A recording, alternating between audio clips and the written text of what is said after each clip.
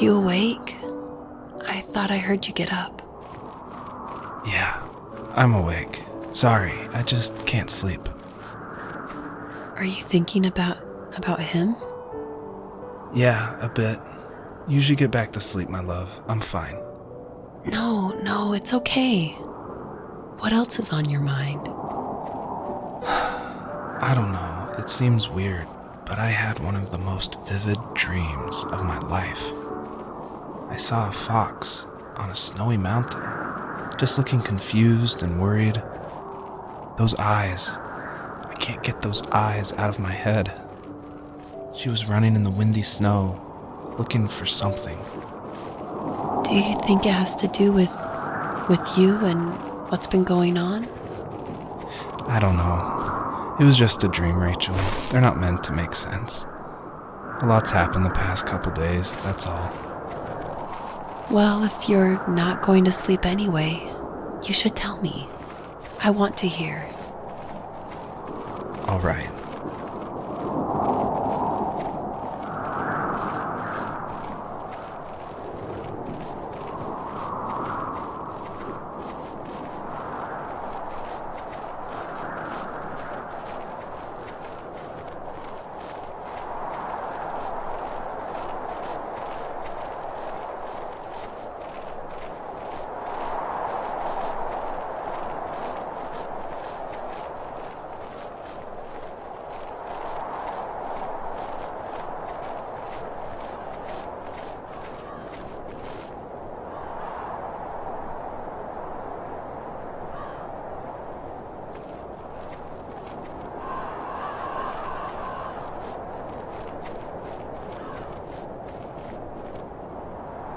So, not far from her home, she followed that path to something unexpected.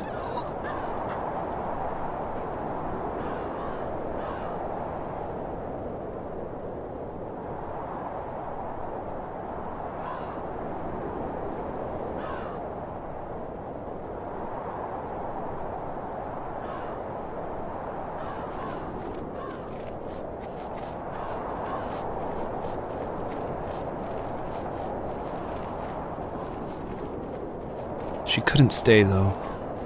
She had to find her other 2 children. So she took that path. She followed it towards something ancient. Something with answers.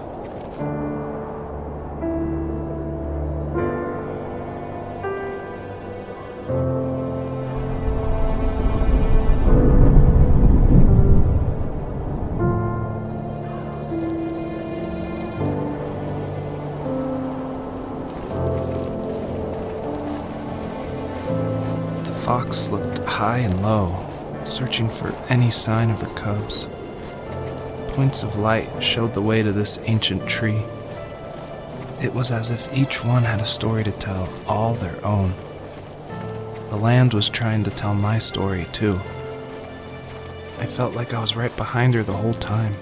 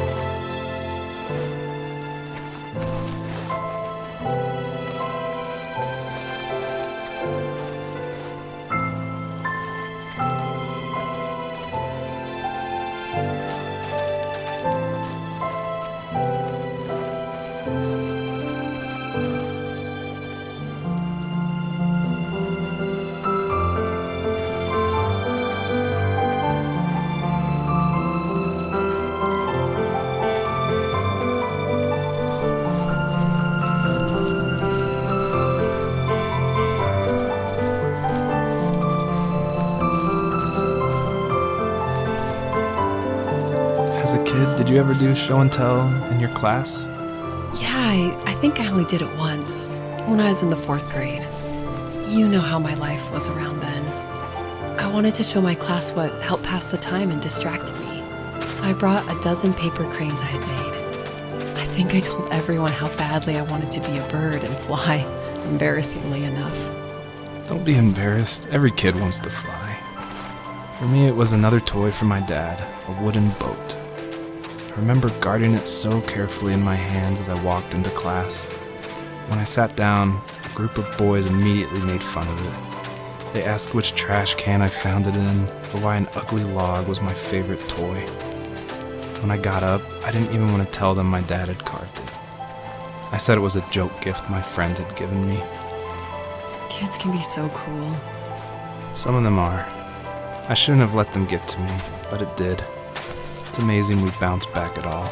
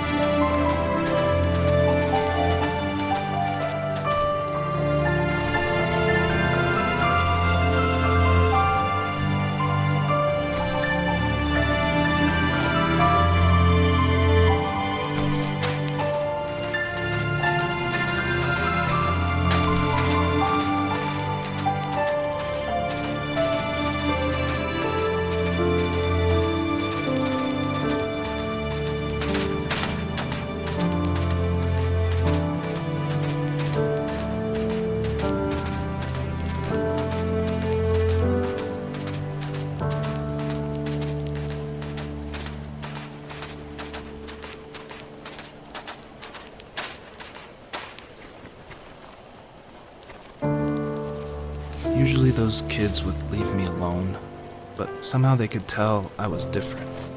They made fun of how far away I lived. They called my dad a sourdough. I was a blabbermouth as a kid, telling my dad stories I made up for hours. But after that show and tell, I didn't tell him much anymore. He didn't know exactly what was wrong, but his best guess was that the toys he carved weren't cool enough. He carved me a tank and tried to tell me what it was like to be in a real tank as a serviceman. I didn't know your dad was in the military. Yeah, in the army. The sad thing is that I'd pretty much forgotten until just now. There's so much I still don't know about him. I'm sorry. He knows how much you love him. You're going to see him again soon and have some closure, I'm sure.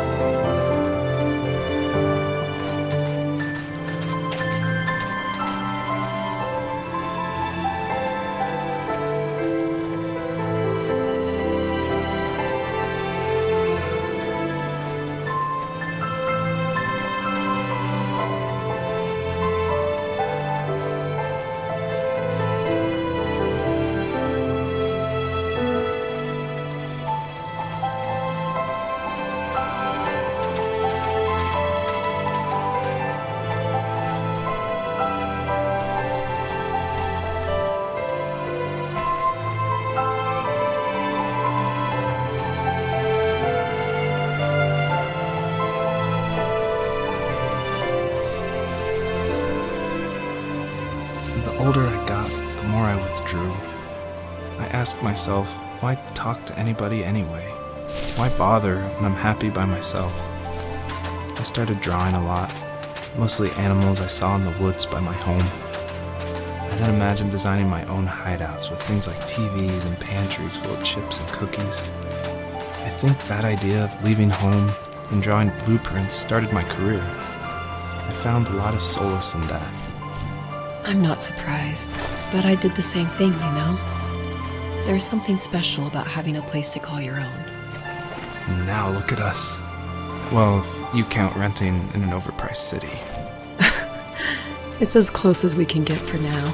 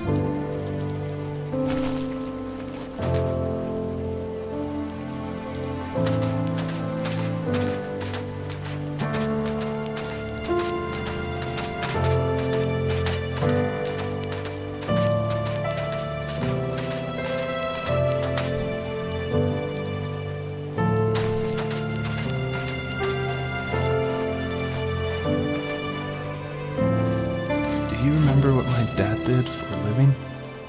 Wasn't he like a lumberjack? That's one way of putting it. If wood was a canvas, then a carving knife was his paintbrush. Even after working a 50-hour week, even after his hands were more splinters than skin, he would bring home the nicest piece of Alaskan weeping cedar and make me toys. That wooden train was the first toy I can remember, and I loved it. I just knew from a young age I was going to be a lumberjack, like my father.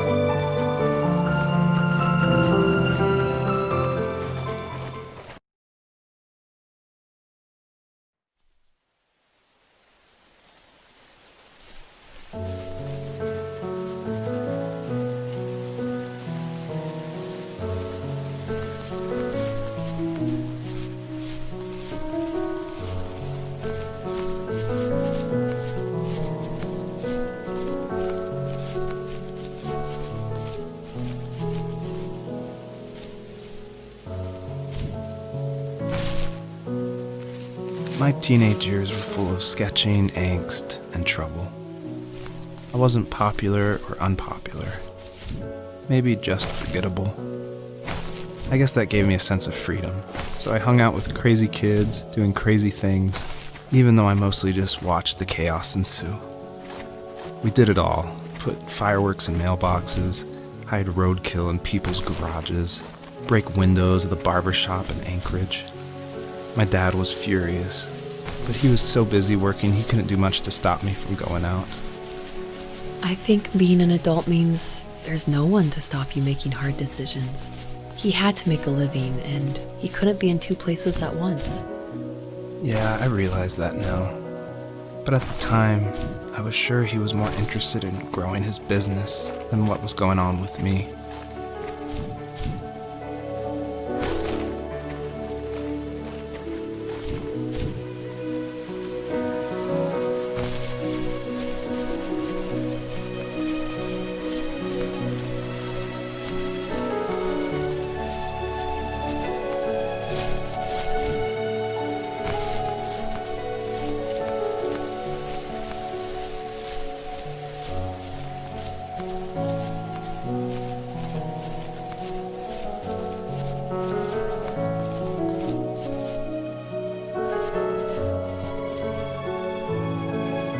was working another late night, and my friends were over, saying how bored they were and how they had come all the way out to my house for nothing. One of them mentioned how that old, ugly beyond belief truck was still in the garage, and how we should take it for a spin. I was only 15, so I kind of fought it for a while. The next thing I knew, we were careening around the mountain path, rocks spitting onto the sides of the cliff, while my dad's cringeworthy bluegrass blared out the speakers. I drove while my friends were in the back of that yellow and purple truck, throwing beer bottles and trash at anything remotely interesting. Felt like I was soaring in the air with borrowed wings. But all good things have endings. A cop outside of Eagle River pulled us over after he saw us in a bottle rocket into someone's yard. What followed was a long night of talking to disappointed adults and feeling smaller than ever.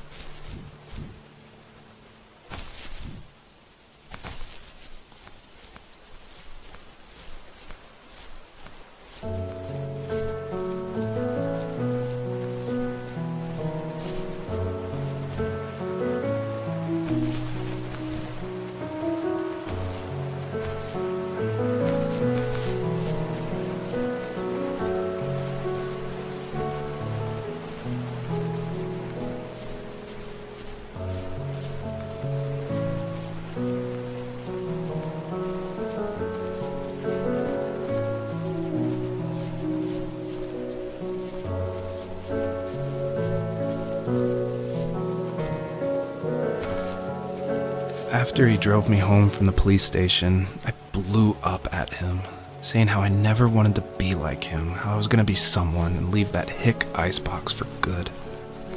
He just looked forward at the road with tired eyes.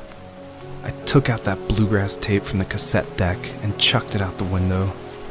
In my sage teenage wisdom, I thought I had proved the ultimate point. But my dad had a different idea. He slammed the brakes, slowly bowed his head while gripping the steering wheel, and finally looked at me. All he said, like it was a polite request, was, "Make this right." I sat there in silence, fuming, but I eventually got out and combed every square inch of the woods, muttering profanity after profanity. I found it 30 minutes later, near a small waterfall off the road.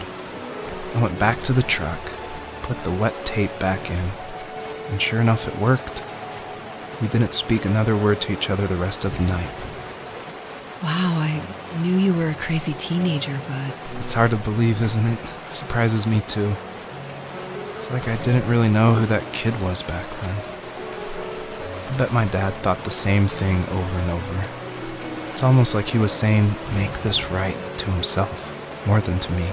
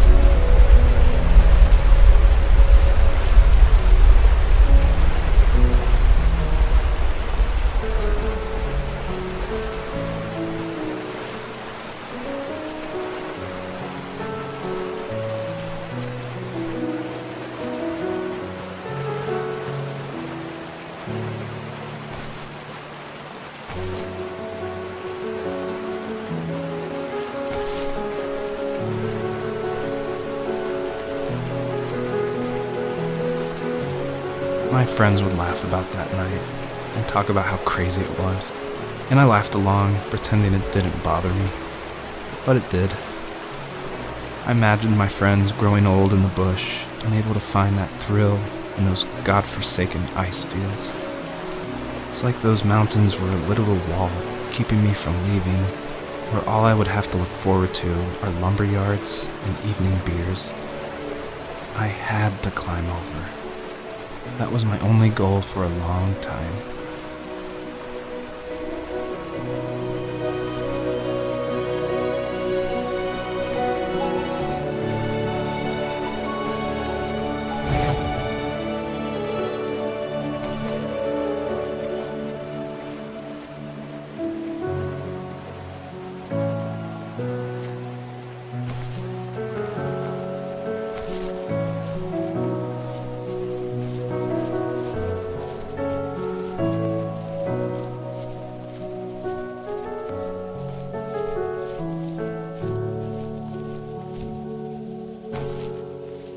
If there was some way I could take my love of drawing and turn it into a way of escape, nothing would make me happier. I wanted to create instead of tearing trees down. I wanted to move to the lower 48, not because I hated it there in Alaska, but I hated the idea of it. It's like all of that spite inside me had created this monster which followed me around my whole teenage years. I put so much energy into doing what others didn't expect of me. Why did I do that? There's one fact you're forgetting, though. If you didn't have that fire in you, we probably would have never met. You're absolutely right. Maybe the destination is all that matters in the end. But then why am I awake? Why am I seeing this fox go on her journey? And why can't I stop thinking about my dad?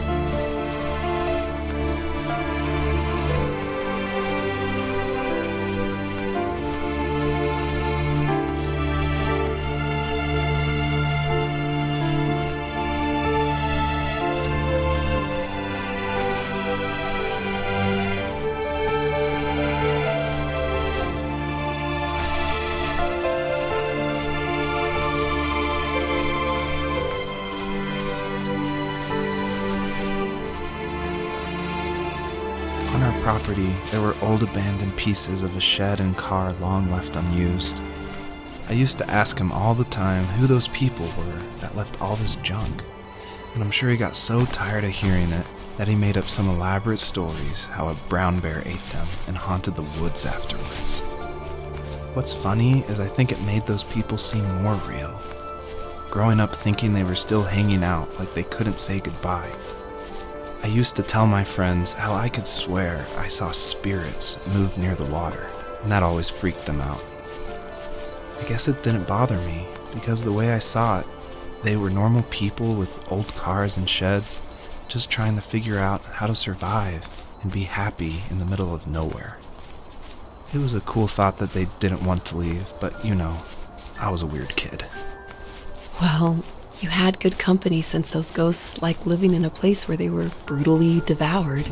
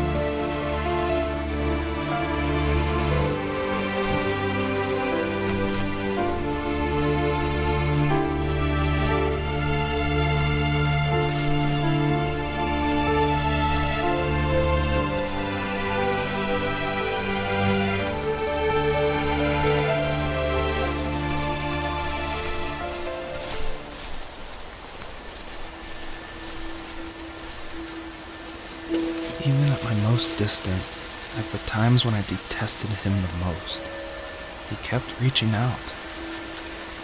For a year straight, he asked me every week when we were going camping. I thought he was just dense. Eventually, to shut him up, I agreed. We carried out the worn lawn chairs from the garage and set up a cinder block campfire at the site we'd always used behind the house. We walked down the mountain path, talking in the warm sunshine we only got a couple months of the year. Those 3 obsidian rocks shimmered alongside the shore, almost like sparklers pressed against a dark window. I'll never forget that wet stone on my feet, or how those massive mountains looked even bigger in the lake's reflection. I felt small, but grateful. As the sun set, my dad found something I hadn't seen for a long time. The tree where I'd made my first carving when I was 6. I hadn't even carved it. My dad had helped me, but I still called it my tree. Something about seeing my name there made me open up, and we talked about everything that night in that old camouflage tent. I told him how much I loved sketching and design, and how it would be a dream to study architecture in Seattle. I told him how I didn't get along with my friends much anymore, but that I didn't mind being alone. He told me he was there for me, and he joked that if all he had to do was write my name on a tree to finally get me to talk, he would have left me carved logs with novels on them in front of my room every morning. I don't know why it took me that long to realize it, but it was then I knew how much he had sacrificed for me.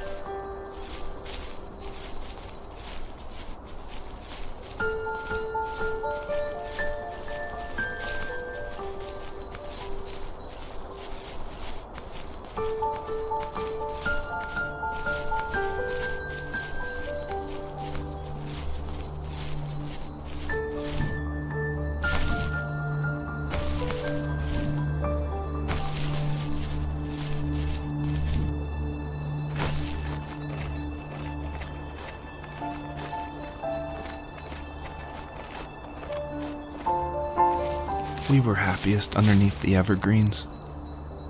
We decided it was time to finally map out the hundreds of acres we lived on just to pass the time during the summer. He was only free in the evenings, so I would spend the day wasting time on dial-up internet and sketching, and then we would rush into the woods, pen and map in hand, before evening fell. Sometimes, the aurora borealis would cast a cold green glow on the mountainside, and we would finish our route underneath a twilight sky. Sometimes I was lonely during those summer days, but there was comfort in the routine.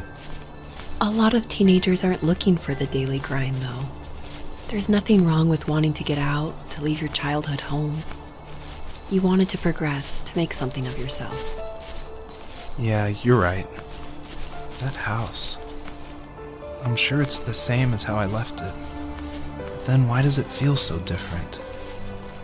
I doubt you're the only adult to have looked back and asked that question.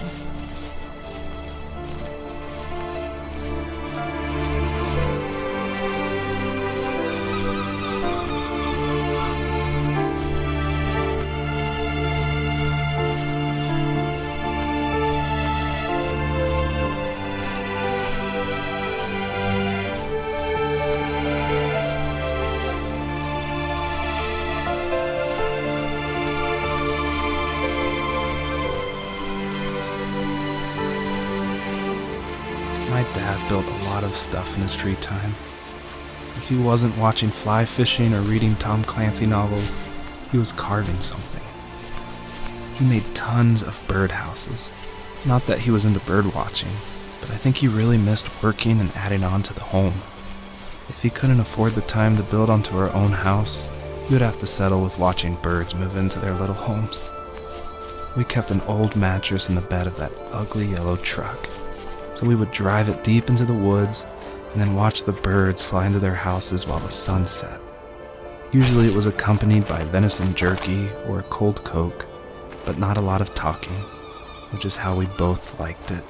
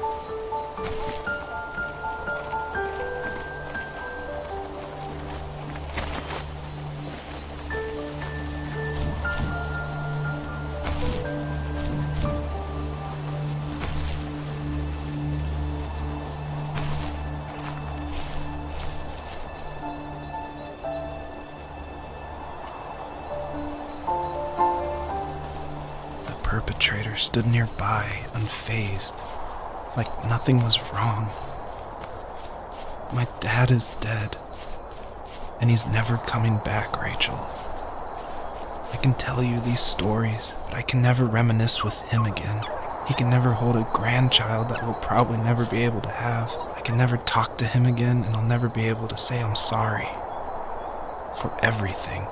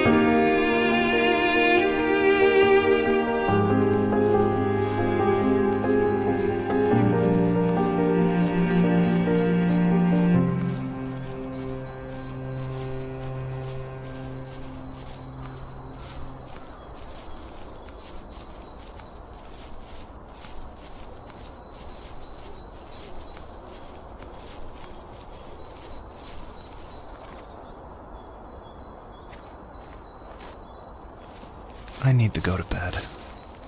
I just can't talk about this anymore. Good night.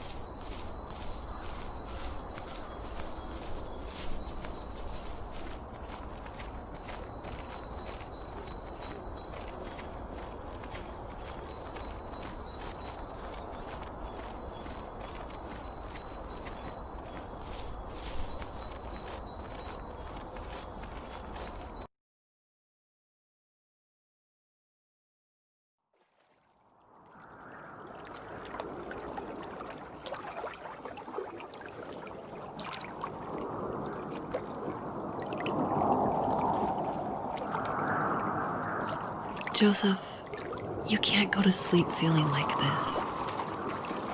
I'm sorry for everything, and I know you need space, but I'm here for you. You don't need to feel so lost. Joseph, have I ever told you what my mother was like?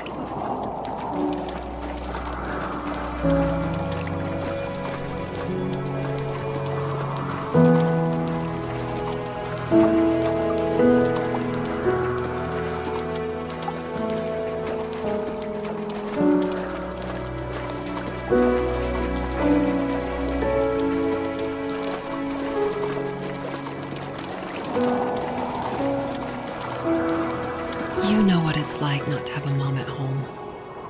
And you know how hard that made my childhood. What helped me was watching the birds in the morning before the school bus came. I thought that my mother was one of those birds, and it made me want to be free like her. My mom taught me how to fold origami cranes while she was in the hospital. So I told myself I would fold one every day until I could fly myself. I think we both have always loved animals, and for me that love started with a dog.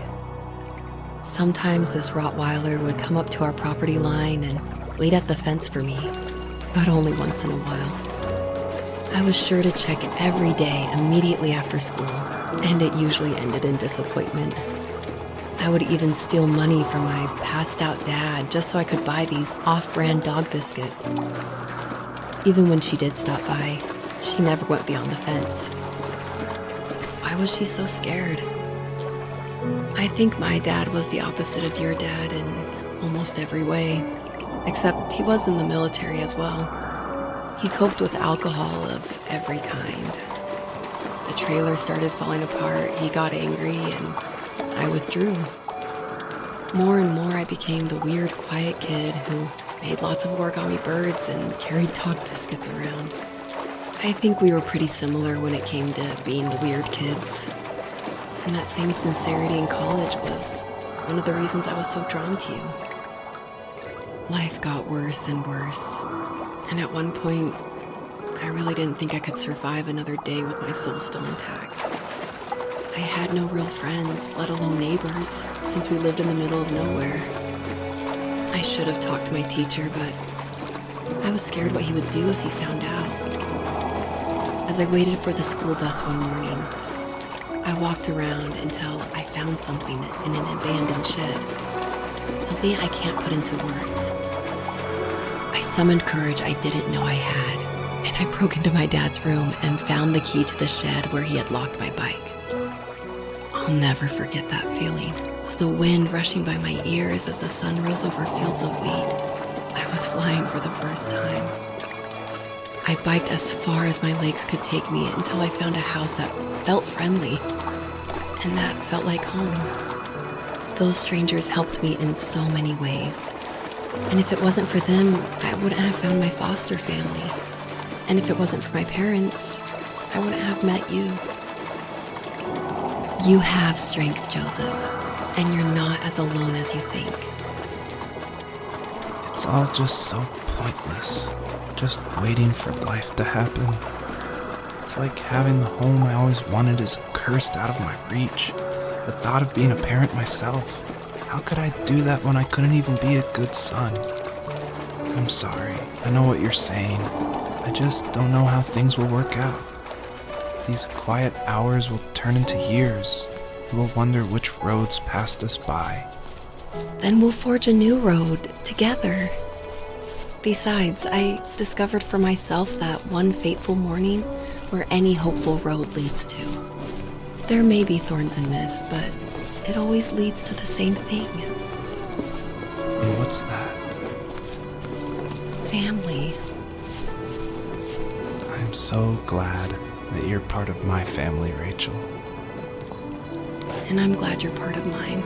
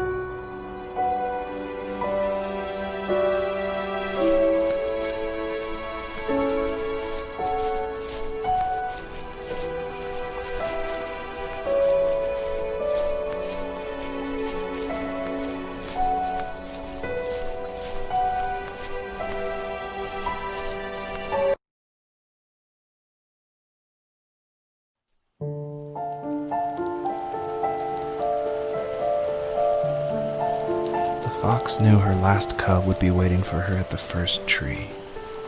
She was almost there. The rain cascaded onto the jade valley where the entrance to the tree was. Life was protected there, because that's where life began. It was now only a mother and a daughter left. Items from my life still dotted the ground as she moved closer to her destination and destiny.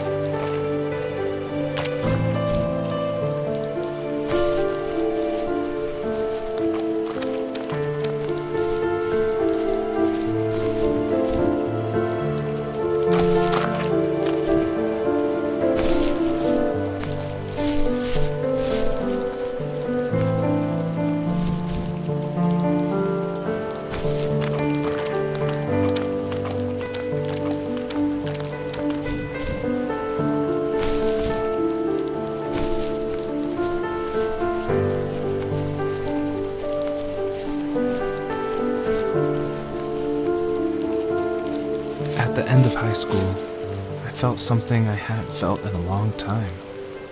Drive. I looked into the best architecture schools on the West Coast and got a dose of reality when looking at other students' portfolios and the high cost of tuition. I still wanted to be something, to be the next Alvaro Siza, and to make those thousands of sketches worth something in my grand history. But now even an internship sounds impossible. Siza helped me understand how essential emotion is in architecture, and he also said light is the real composer of space. I like to think these glints of light, like not finding a job or even a strange dream about a fox, are something I should be thankful for, even if the illuminated space is something I'm less than comfortable with.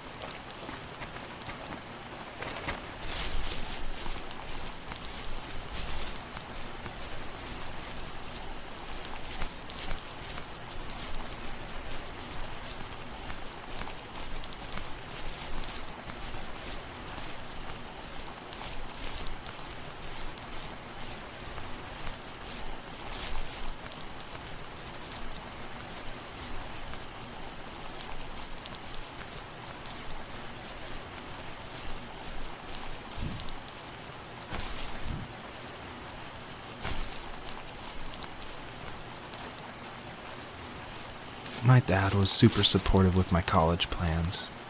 To a point. Things were okay until this terrible accident happened. I guess a forklift flipped over due to a bad axle, and it crushed one of the workers there. My dad didn't eat for days, even though he wasn't directly involved. It devastated him. Not only did it hurt the business, but it just freaked him out.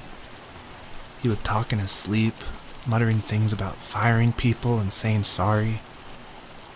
One fateful day he approached me, said that since my school search wasn't going well, I should finally be a man and take over the family business. He said one day he was going to die, and that all of his work, sacrifice, and even that man's life would be wasted in vain. I just lost it. Teenage me just exploded at the thought. I screwed up. I said things I shouldn't have. He was having a crisis, and I pretty much spit in his face.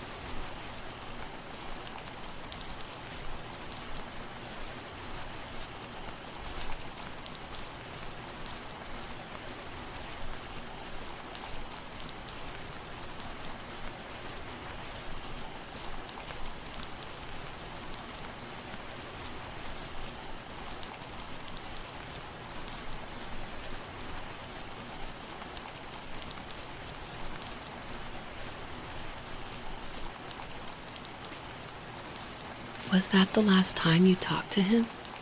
No, I called on holidays, and he would call on my birthday. I guess we acted like nothing ever happened, which was stupid. Didn't want to ask about his lumberyard, and I'm sure he didn't want to ask about my job search. I never went back and visited. I think the last conversation we had was about what movies we had seen and what exactly a best boy is in the credits. I thought he would be here so much longer.